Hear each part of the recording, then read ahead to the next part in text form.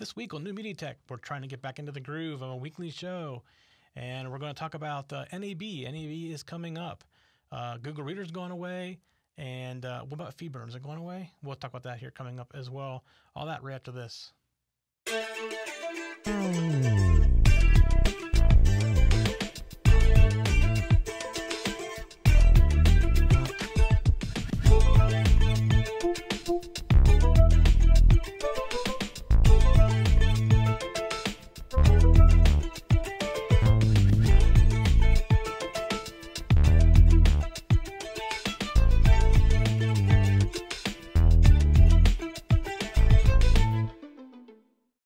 It's time for Media Tech again. This is episode number 5. And I want to start out because just after I recorded the last show and I showed you the interface that I made to my ATEM so that I can control from my iPad, somebody came out with an iPad control. And the advantage to this is when I was using my TouchOSC interface, it was actually talking back to a Mac. And it was using TouchOSC Bridge and MIDI pipe to make the things happen. This software actually talks directly to the ATEM. Nothing is in between. So I'm going to hop over. I'm going to show you because it's pretty cool. And there's 2 versions of it. There's the Pro version and the Lite version. I have the Lite version because there's no reason for me to have the Pro version with my TV studio because it doesn't have all those features. So I'm going to hop over. I'm actually going to use it to get over there. And there it is. So much prettier than what mine was. Mine, again, was done in TouchOSC, just with the base TouchOSC buttons. But you can see that it has, down at the bottom, your previews. So you can see I'm changing the preview. You can't see what I'm doing with it, but the previews are changing. And then you can also preview your medias, which I have no medias in there right now. And let's go to somewhere. Let's go back to me and preview. And if you hit cut, it's a hard cut. So it works just like any switcher. Auto is fade, auto. And you can actually manually do the fade throw. So it's pretty cool. It's like $19 for the Lite version. And I think it's like $80-some for the Pro version.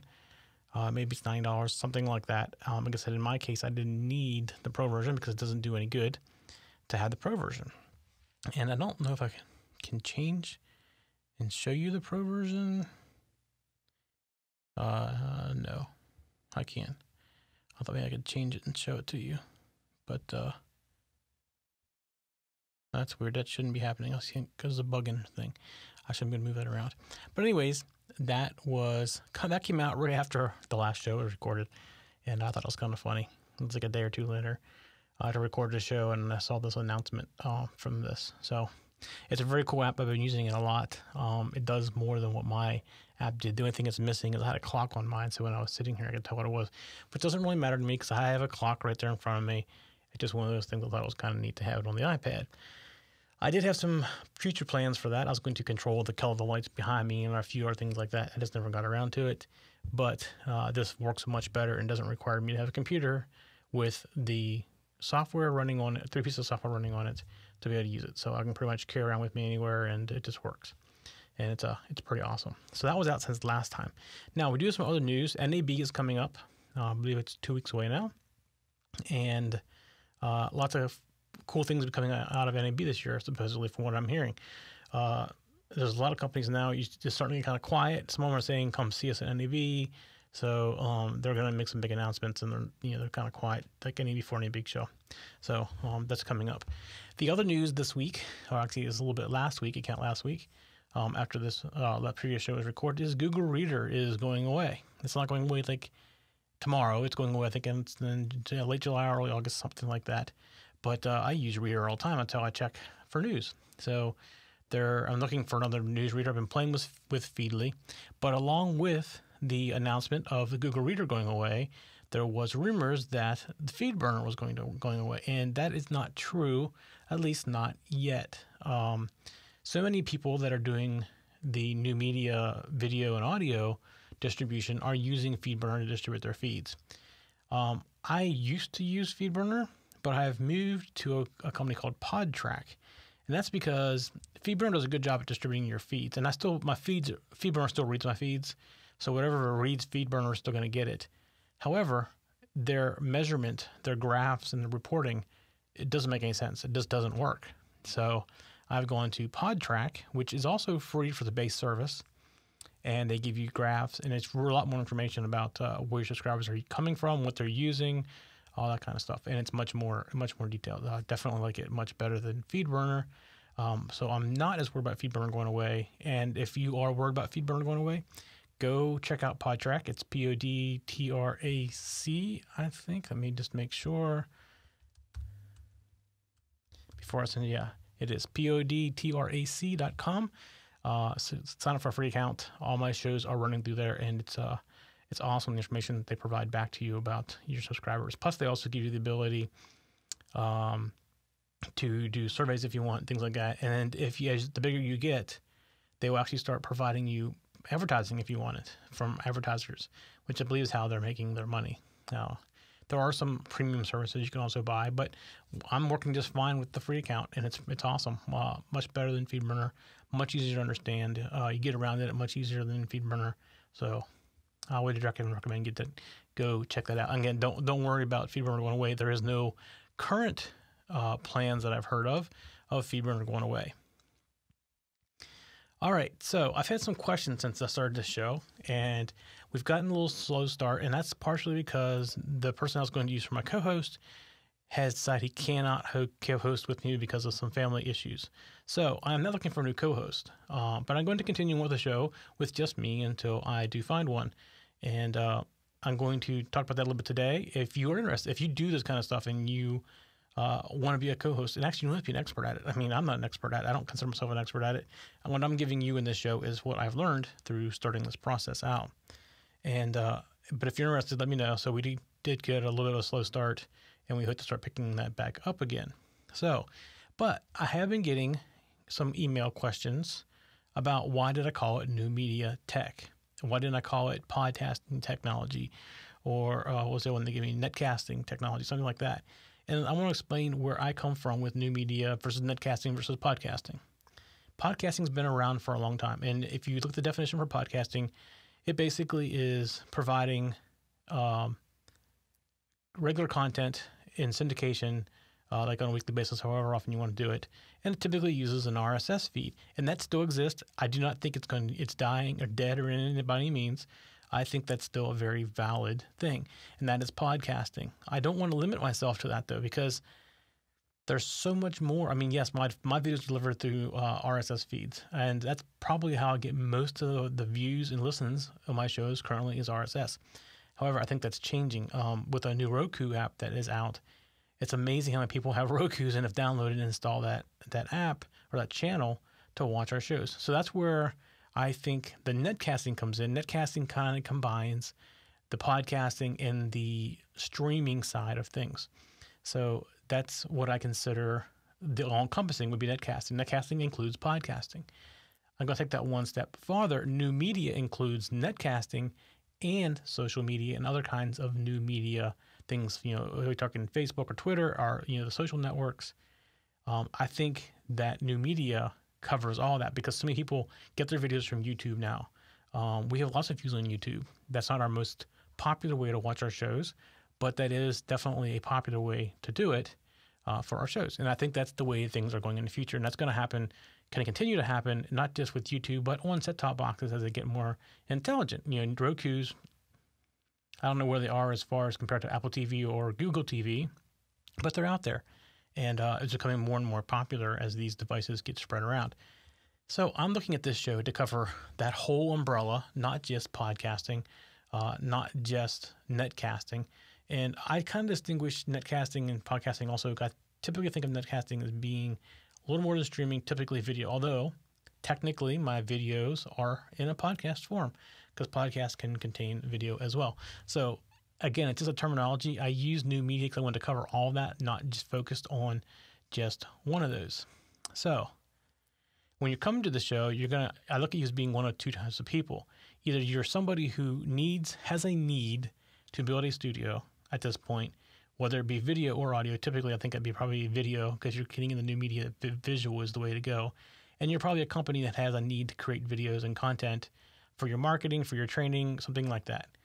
If you're coming in as a private citizen, I don't want to call this a private casting type thing, because I know I was trying to avoid calling it non-professional, because so many podcasts come out extremely professional, even though that's not what they really do for a living. So I was trying to avoid using non-professional, but I'm going to call them private podcasts. Like, you have a particular thing you have a passion about and you want to talk about it. And so you're coming in one of those two ways. So typically, if you're coming in as an organization, you have some funding behind it and you want to get to a certain point really fast. Where if you're coming in as a private individual, you have something you want to get out and speak about, and you don't have probably much funding to do that, and you want to start small and grow it over time. I'm going to try to tackle both of those situations in this show. So it may be a little confusing until we get past the first few weeks and I start getting things rolling. You may feel like, if you're coming in for professional side of things, that we are not moving fast enough for you.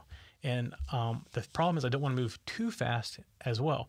And if that is the case, I recommend you give us a call or an email, and we can work with you privately to either get your studio set up or recommend things like that.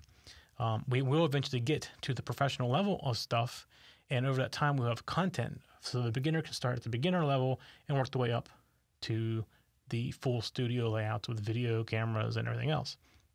So that's one of the things I wanted to talk about. And also got the question, why are we doing another show about video, netcasting, podcasting, or whatever? And there's a couple of reasons for that. And I kind of mentioned already, I want to do a bigger umbrella. That's the main reason, because there are other good shows out there, but they don't quite cover the whole range. I'll give you an example. There's a great podcast I watch every week. I try to watch it live if I can, and it's called Studio Tech. And if you go to ttfn.tv, you can watch that there. They're great. They're awesome. The problem is, they're looking at things they're running TriCasters. They're running, $20,000 TriCasters, where I want to cover from somebody who doesn't want to spend more than a headset, maybe starting out. And I'm going to work up to the TriCaster. Yes, I'm definitely going to do that. But I want to cover that whole range. And they focus strictly on video. I think starting out, if you're starting out with something brand new to you, you've never done it before, I would say stick with audio. There's a lot less to learn. It's much easier. It's less expensive, less equipment. And I'm going to go through this whole thing here in the next couple of weeks as well and talk about this. So they're great. If you want to learn, go and watch that. There is another one, the podcast Answer Man. He focuses pretty much strictly on audio podcasting, and he does a great job at it. He's been doing it for a long time, and he knows what he's talking about. So if you're looking at only doing an audio podcast, that's definitely a good resource for you. But what I'm finding is most people want to do a little bit of both, and that comes down to what kind of content you have. Like, we have shows that work good in audio only. For example, Security Decoded works great because it's more of a news show. We're talking about the recent trends in malware and things like that. And you can listen to that while you're driving, and it totally makes sense. But things like Let's Make It, where I'm going to visually show you like things like this, like electronic parts and how to set them up, doesn't really translate well to audio. So this is where you have to decide, what do you want your show to be? And if it's something that translates well to video, then you do video. If it translates well to audio, then you do audio. Some shows can work both ways, and that's what happens with Security Decoded. You get three of us talking in a room together, and it's entertaining visually or audio, either way. So you have to decide that. But starting out, unless you need video, I'm probably going to recommend you start out with just audio. I definitely recommend you go to listen to Podcast Answer Man. It's Cliff Ravenscraft. He's Ravenscraft. Sorry, Cliff. But he's great. He's been doing it for 5 or 6 years, maybe a little longer than that now even. And his journey started out basically where you may be starting out, which is, just a simple microphone and a recording software. He still sticks mainly to audio. He does do some video training materials and stuff, but his shows are almost all audio. And that's definitely another good one, but it doesn't quite fit the demographic that I'm going after, which is I want to cover the whole range of new media, which includes video and audio. There's also another, I think it's Broadcast something, I can't remember what it's called, and I can't even watch it. I have to listen to it because they don't even know how to sync up video and audio from Skype. So that's the kind of show you probably don't want to watch to learn, because they're not going to teach you the right way to make your programs look professional. And in the case where I can't watch it because the person on Skype is talking and they're done talking and the mouse still moving, I just can't watch that kind. It's like watching a really bad, Japanese movie with subtitles, but it's not subtitles. You don't have nothing to read. So if you're reading something, you're distracted. But if you're listening to it, you're not distracted.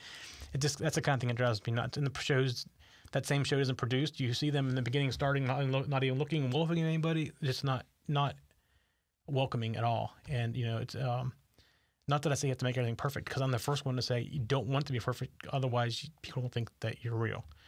If you watch any of our shows, we make mistakes, we let them in there. We do not take them out. But we also don't start it until we're ready to say welcome. We don't sit there and look away and then you do other things and then come up and say, oh, welcome. It's like, oh, yeah, you're here. So I just think we can do an overall better job for the wide range of new media versus being laser focused. And that's kind of what my goal is with this. We are going to laser focus on the process, and I'm going to talk about some of that coming up here as well. So next few weeks, we're going to do this whole starting from scratch. And what I'm going to try to do is try to build a decision tree. So like I said, you're coming in either with a budget and a goal in mind to build the studio, whether it be audio or video, or you're coming in saying, I have something I want to talk about. I have a passion. I want to get out. I want to communicate with people. I want to tell people about this. But I just want to do it in my spare time. So we're going to try to build a decision tree to help explain at what point and what hardware you should buy. So you basically will have this tree you can follow. So like I'm going to start out with just a headset. And we're going to walk you through to show you how to get some free hosting and things like that to put your stuff out there and get you started with just the cost of a headset, which you may already have. And we're going to keep working that up, get to a better microphone, get the better audio equipment, get the better recording equipment. And we're going to work you up step by step as you get the budget to do it. So over time, you can improve your quality. And eventually, if you keep going, you get to the video studio, and we'll be putting out video and audio podcasts. And by that time, you're stuck. You can't get away from it at that point because it's just in your blood. But what sometimes happens is you start recording and you go out and buy this equipment, and it's like, oh, that's a lot of work, and I don't want to do it this week. And yeah, I'll talk about everything I want to talk about. It's getting boring, and you just don't want to go any farther.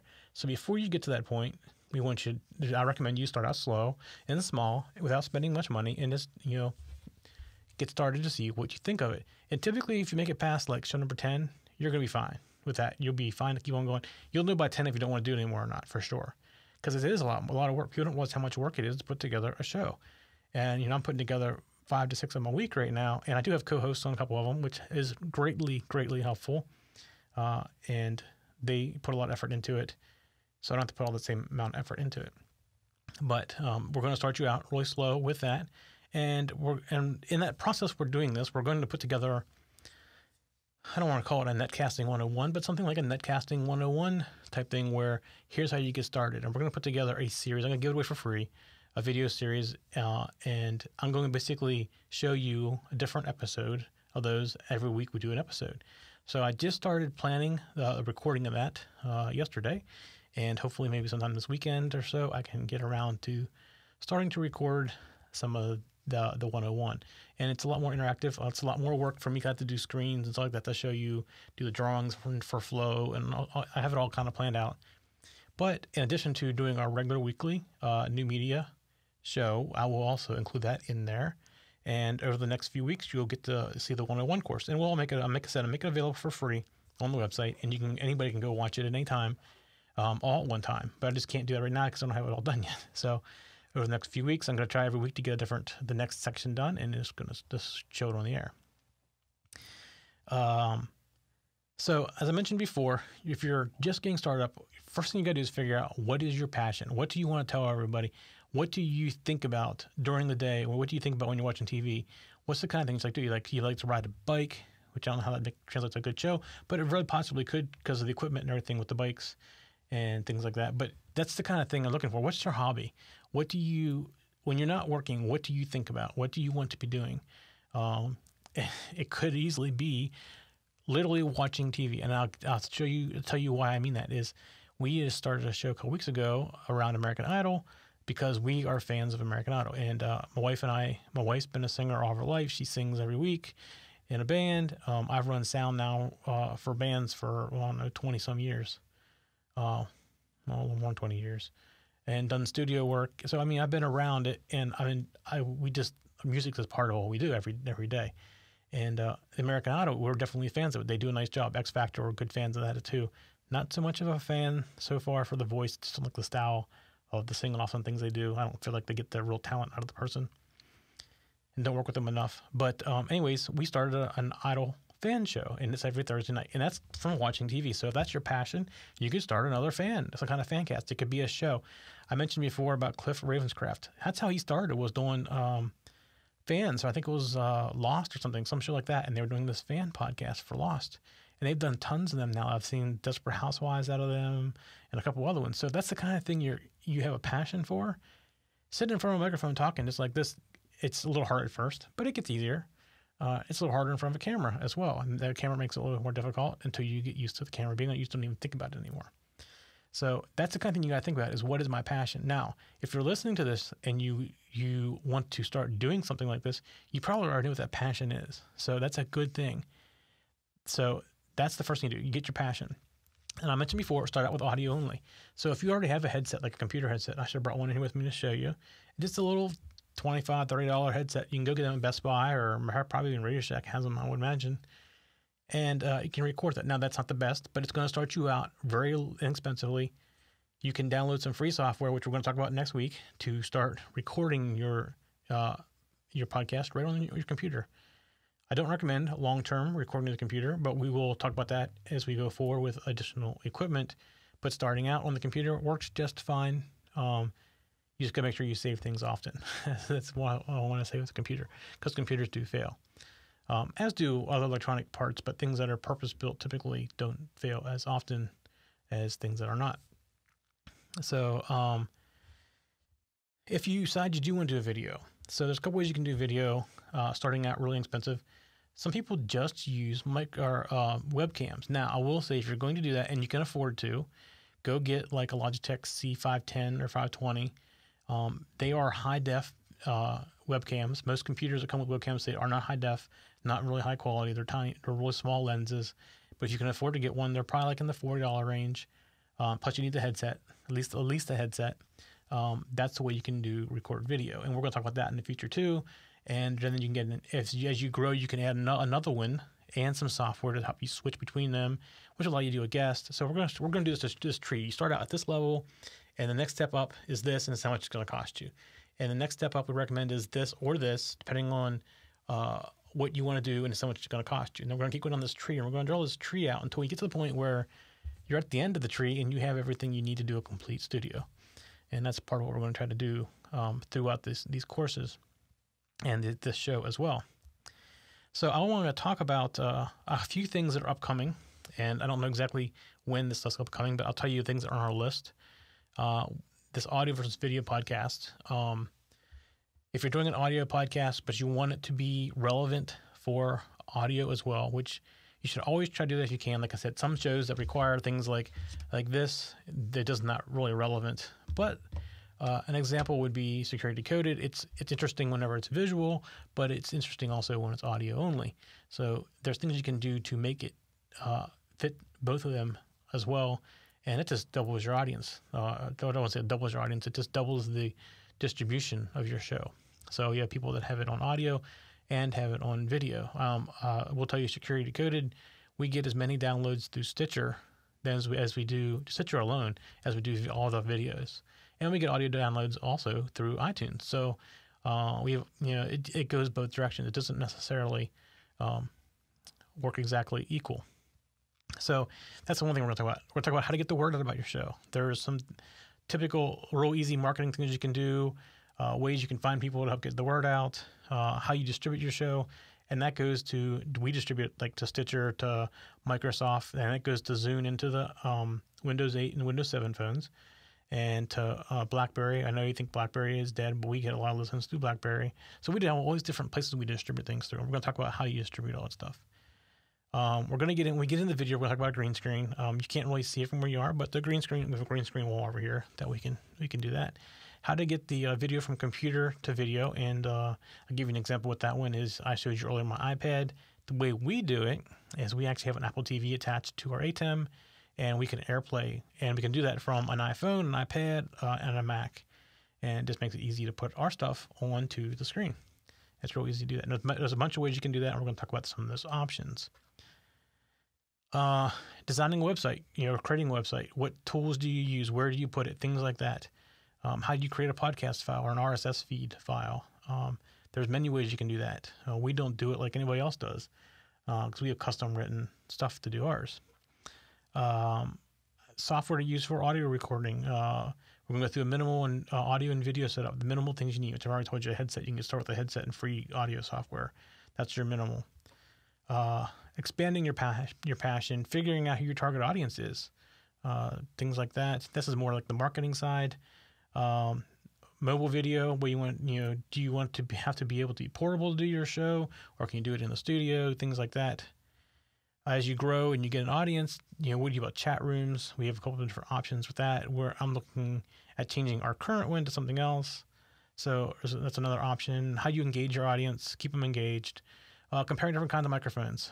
This isn't the really condenser versus dynamic comparison, but we have in this studio, actually this is a Howe PR40, and right here, this is an Electro Voice EV20.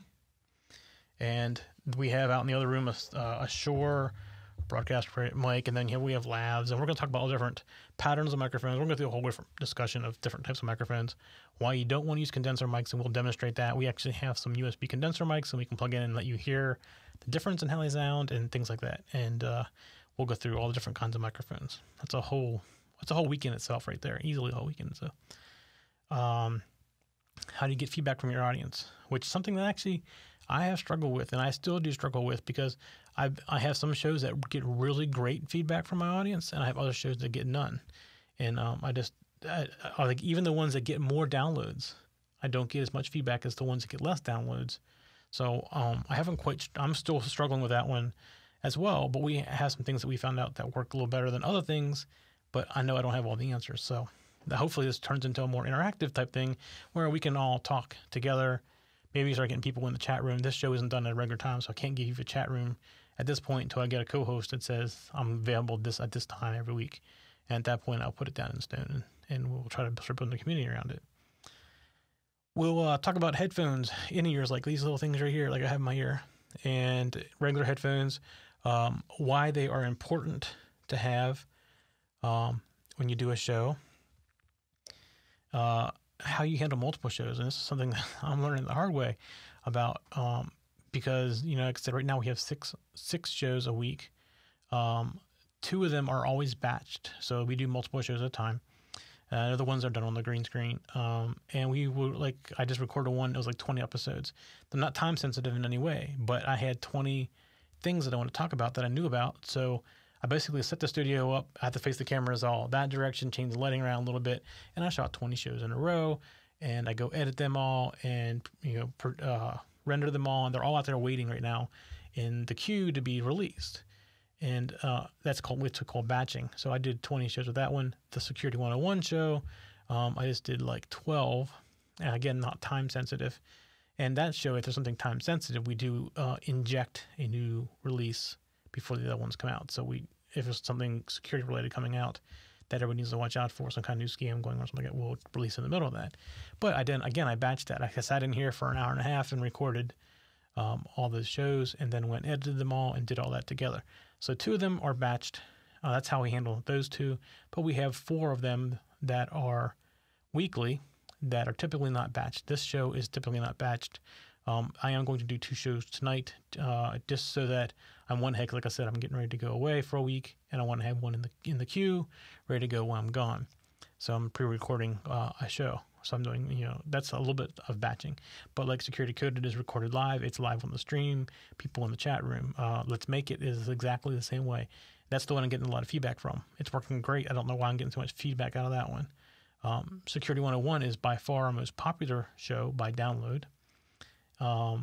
And that follows up by Let's Make It number 2. So those are our shows for the week, that we do live. We have the How to Fancast. This is our 3rd week, and it's catching on. And the thing with the How to Fancast is it's only limited time. It's 12 weeks long, and then the show's over. So we'll see how that works out. Okay, outsourcing the mundane stuff. Now, I come from an internet marketing background. Did it for quite a few years, and did well with that. And I could not have done well without outsourcing. That's where I learned outsourcing. So I'm just starting to do that. This comes down to a trust issue. Do you trust somebody else to run and put up your shows? So in my case, I don't really trust anybody else to edit it. And it would make sense for our weekly shows to have somebody else edit it. For the batch shows, it would make sense possibly to send it out to somebody. You give them all the stuff, they go work on it, bring it back to you. But the live shows, I pretty much leave this room, grab the recorder, the SSD recorder, go to my Mac, copy it on the Mac, and I edit it right then, set it in the rendering queue for the night, and leave. And the next morning, everything's done, and it's all up online. I couldn't do that if I had somebody outsource it. So that's something that I could not do. But there's a bunch of other things I do, some of the social media management, some of the website management, that I could outsource to somebody as long as I would trust them to have those keys to do that. And I am going to start doing that. So it's going to help relieve me some where right now I get out there and I start rendering the video. The next morning I get up and I have to go basically put in the information, all the files where they belong, but it's not in the RSS feed yet. Because I have to get it to YouTube first because the website points to YouTube, and then the RSS feed points to the website with the show notes. So it's like one of those things where it has to wait in line. Where if I could give it to somebody that was, typically I would use somebody probably in the Philippines. I've always had good luck with people in the Philippines. They could do it while I was sleeping because the render would be done. And when I got up in the morning, it'd just all be online already. So it would be done early. So I'm definitely looking at that, using things like Podio to do tracking and things like that. So we'll get into the whole outsourcing thing a little bit later. Point to multi-point meetings. This is like something that we do as not necessarily as TechZen TV, but we do it as Crazy Eye Studio. TechZen TV is part of Genius Idea Studio. Genius Idea Studio has Crazy Eye Studio, which is the video and photo studio. Also, we have an audio studio here. We can bring in bands and record stuff. And there's a couple other companies that are underneath Genius Idea Studio. But as Crazy Eye Studio, we go out to events and we can do, like, if you have one speaker, but you have, say you have a speaker in New York, but you have an office in like Washington and Los Angeles, and you want to put them up on a big screen for everybody that works there. We do broadcasts like that. And that's where we're going to talk about how we do that as well. We're going to talk about live streaming. We do live stream most of our shows, and if our shows are not live, we actually do reruns 24 hours a day. So we're constantly broadcasting on the stream. We've been having some problems with the stream staying up recently, but we do constantly broadcast on the stream, and we use VLC player, and we just randomly pick a show out of the list of all the shows we run. Every time we do a new show, we put it up in there, and it just randomly keeps picking it. So it's like running a reruns loop constantly when we're not on the air. So that's what we do with that. We'll talk about live streaming, though, and you just have to be live all the time, but we just do it that way. Tracking listeners. I mentioned earlier PodTrack. I use PodTrack to track the listeners. It tracks the downloads, tracks the subscribers, all that. It does not track the plays from our apps, but the apps themselves do track the plays. So we get that information back from there. And we do not currently track the views on YouTube. I know YouTube's tracking it, but we don't put it in anywhere and put it into our total views anywhere. That's something that's coming up in our software that we've written. Talk about show artwork. Recently, some changes in show artwork. We'll talk about that. Distributing information about press releases, playing sound effects, some of the software, screencast software, streaming from the iPad and the iPhone, moving RSS feed from one person to the other, which I recently did that. So this is a good example.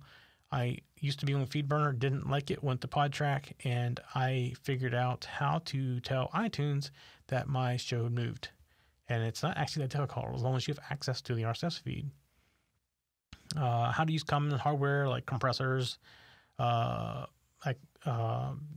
delays. I think of that like the Behringer Shark, which is what that one broadcast show I was talking about needs to have.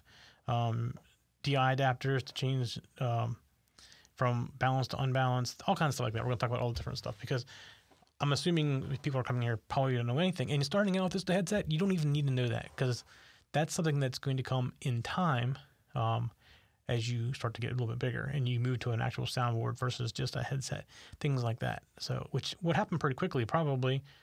And we'll talk about that as part of the decision tree as to where you want to go and what order you want to do things in. So that was pretty much what I wanted to do this week. I was going to kind of give you an idea. And like I said, I'm looking for a co-host at this point. I am going to start doing regular weekly shows. I've been trying to do anyways. Sometimes not exactly on the week, but whenever I get the regular co-host, I will be able to pick a night and say this is our day, whatever it ends up being, and say this is when we're going to do it every week, and I'll be able to put it out there, and we actually can do a live stream. I definitely would appreciate feedback. If you have some, you can go to tech-zen.tv, and if you go to New Media Tech on the front page, you'll see on the right-hand side at the bottom all different ways you can contact us, from our Facebook fan page to the Twitter to the Google Plus page. We have a ton of different ways. We even have a phone number you can call. And something else we'll talk about is, how do you set up all these things and what's it cost? And the example of the phone number doesn't cost us anything. It's a Google Voice number. We don't. It's just set up for a voicemail. So you call and leave a voicemail. It emails us a translation and the MP3 file of your voicemail, and we have it for a future show. If you want to show us your studio setup or have questions about studio setup, you can create a video, send it up to YouTube, send us a link to it so you can watch it, and we may put that in a future show. Get that out there so people can see what other people are doing. Because our whole goal here is to share information and help to train people on getting started on distributing their podcast or their netcast or however they want to do it. Basically the new media. I'm gonna keep trying to keep focusing this on the new media because that's what it is now. It's delivering videos via Facebook, delivering videos via YouTube. You can deliver them via podcast and RSS feed still, and that's still a very popular option. But I think the new media distribution method is going to start catching on a little bit more as we go on. You see how fast social media is catching on, mobile devices are catching on. So all this stuff is starting to take off, and podcasting, I don't think it's in danger of going away. I just don't think it's the only option now. And that's my whole point was that. So if you're watching us on YouTube, please do the little like thing at the bottom. Do a little check. That helps us out. If you have some friends that you think would be interested, there's a little share button on YouTube. And definitely hit the subscribe button. And if you're watching us from iTunes, while you're in iTunes, can you go to our show and put a comment and a rating in there for us? That helps us get up in the ranks. Because basically, if you don't have any comments or ratings, you're very hard to find in iTunes. The same thing goes with Stitcher. If you listen to us on Stitcher, it's exactly the same thing. You have to go out and help us out there and give us some ratings and comments. Otherwise, we just don't show up, and nobody ever finds us. So by adding ratings and comments, we show up much quicker in the list right there. All right, that's it for this week. My name is Mike Myers, and this is the New Media Tech Show, and we'll see you next week.